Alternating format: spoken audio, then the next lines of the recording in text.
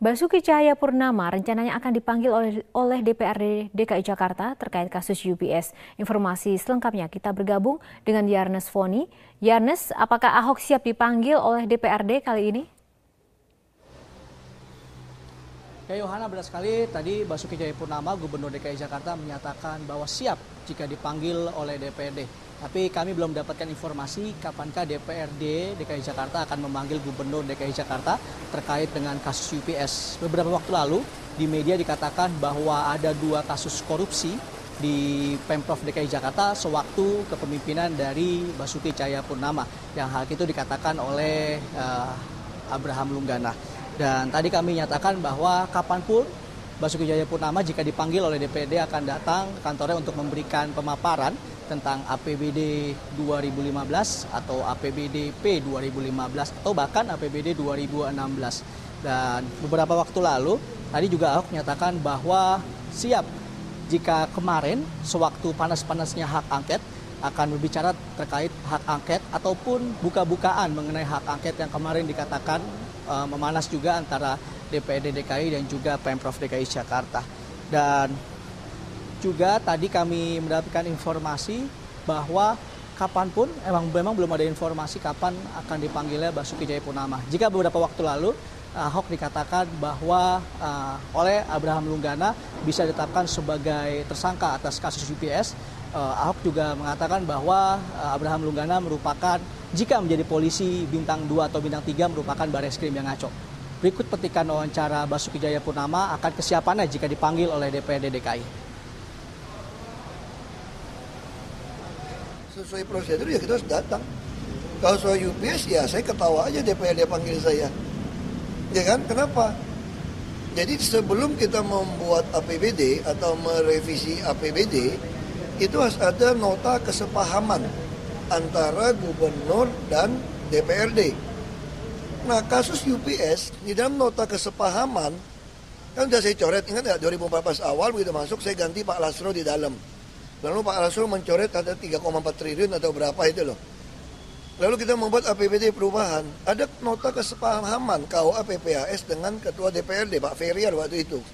Mana yang prioritas? KUA PPAS kan ini kebijakan umum anggaran, prioritas plafon anggaran sementara. Nah, Pemirsa, upacara prasetya perwira TNI dan Polri telah usai dilaksanakan. Acara dilanjutkan dengan agenda ramah tamah Presiden RI Joko Widodo dengan para perwira beserta keluarga. Untuk informasi selengkapnya kita bergabung bersama rekan kami Putri Ilmi. Putri, acara apa yang sedang berlangsung saat ini di sana? Robert, upacara prasetya perwira TNI dan perwira kepolisian Angkatan 2015 di lapangan Bayangkara, Akademi Kepolisian Kota Semarang, Jawa Tengah telah usai dilaksanakan. Acara yang dimulai pada pukul 8 hingga 11 siang tadi dipimpin langsung oleh Inspektur Upacara Presiden Republik Indonesia Joko Widodo. Selanjutnya acara dilanjutkan dengan penyematan tanda pangkat kepada perwakilan 793 perwira TNI dan juga Polri. Kemudian juga acara dilanjutkan dengan pengambilan sumpah, penandatanganan naskah berita acara, dan diakhiri dengan amanat Inspektur Upacara Presiden Republik Indonesia Joko Widodo. Dalam amanat atau sambutannya kepada 793 perwira, Jokowi menyampaikan untuk tidak ada lagi perbedaan antara TNI dan juga Polri dan dengan secara bersama-sama menjaga keutuhan bangsa dan negara. Dan berikut adalah kutipan amanat yang disampaikan oleh Presiden Republik Indonesia Joko Widodo dalam upacara prasetya perwira TNI dan Polri. Para perwira, remaja TNI dan Polri mampu menampilkan diri sebagai contoh perekat bangsa, serta melakukan kerjasama yang harmonis, kerjasama yang sinergis, serta saling mendukung dalam melaksanakan tugas masing-masing yang semakin kompleks. Jangan justru malah terlibat konflik, mempertahankan ego sektoral masing-masing. Kurangi terjadinya gesekan antar anggota di lapangan. Lakukan pengawasan yang ketat, bangun hubungan komunikasi yang baik, serta pererat rasa kebersamaan.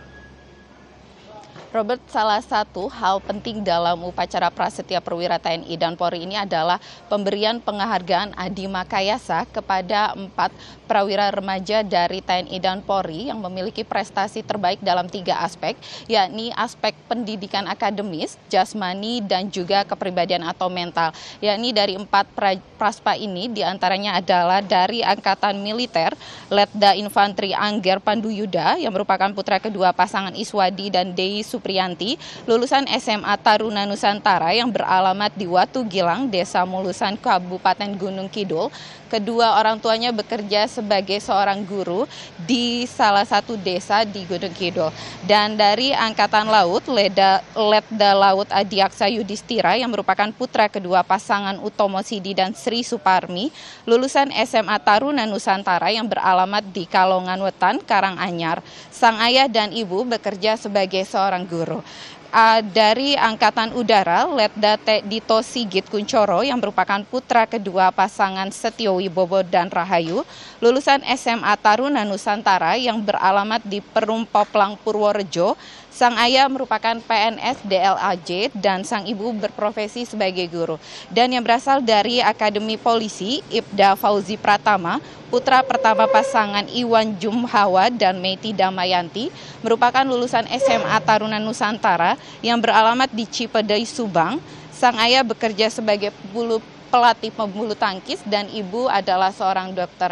Ya memang Robert, 4 peraja yang berprestasi ini adalah lulusan dari SMA Taruna Nusantara yang sejak duduk di bangku SMP telah berprestasi dan memilih untuk melanjutkan pendidikan ke akademi TNI dan Polri. Dan kami juga tadi sempat mewawancarai salah satu akademi dari militer, yakni Letda Angger Panduyuda, mengenai kebanggaannya sudah bisa menjadi salah satu yang terbaik yang mewakili akademi militer. Dan berikut adalah kutipan wawancara kami.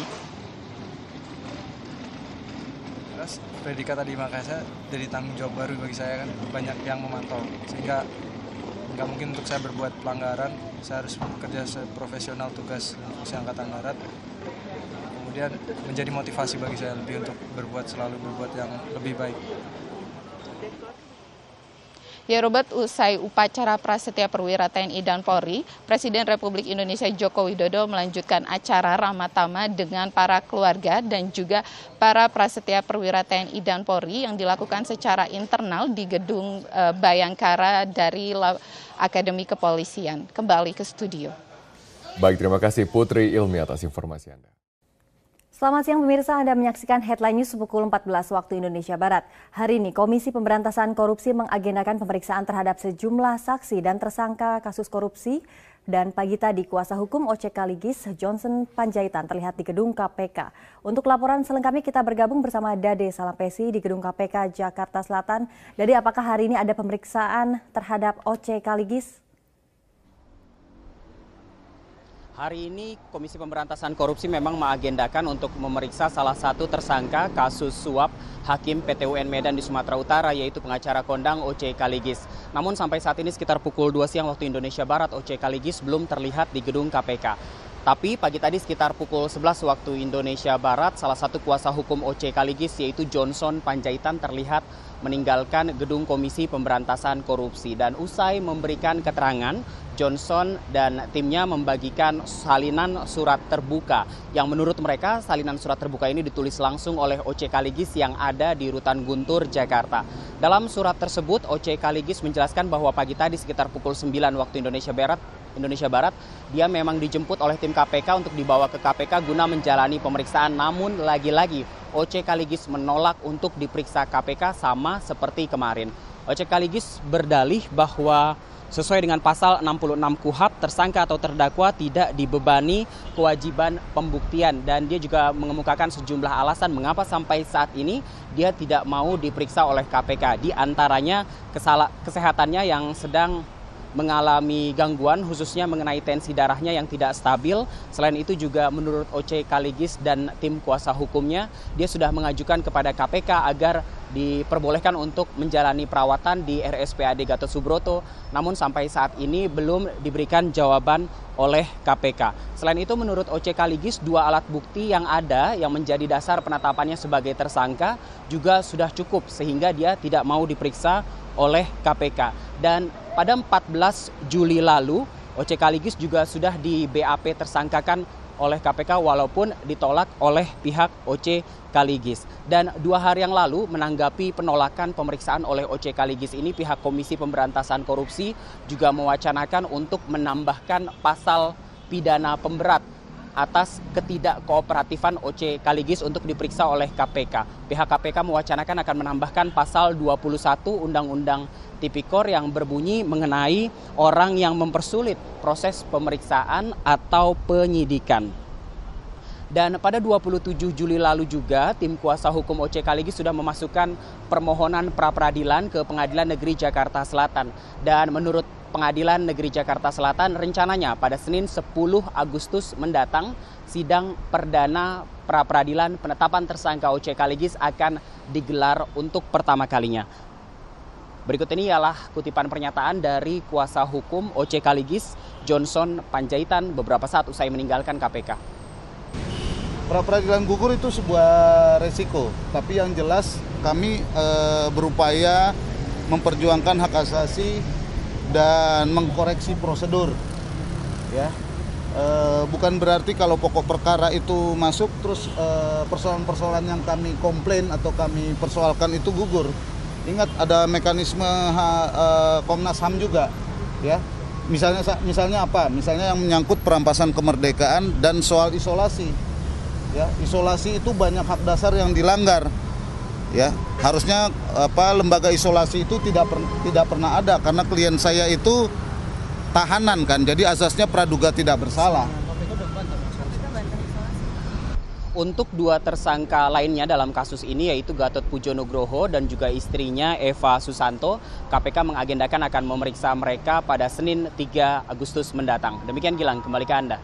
Pemirsa, Presiden Joko Widodo telah memerintahkan Menteri Kesehatan untuk mengonfirmasi sistem BPJS yang dianggap tidak sesuai dengan syariah Islam. Istana akan menunggu hasil pertemuan antara Menkes dan MUI untuk membahas hal tersebut. Menurut Sekretaris Kabinet Andi Wijayanto mengatakan 2 hari lalu Menteri Kesehatan dan Kepala BPJS telah berdialog dengan MUI untuk mengonfirmasi fatwa haram BPJS. Rencananya pertemuan lanjutan akan digelar pada pekan depan setelah pelaksanaan Muktamar NU dan Muhammadiyah. Presiden meminta Menteri Kesehatan mencari titik temu untuk menyimpulkan apakah perlu ada modifikasi sistem BPJS atau tidak.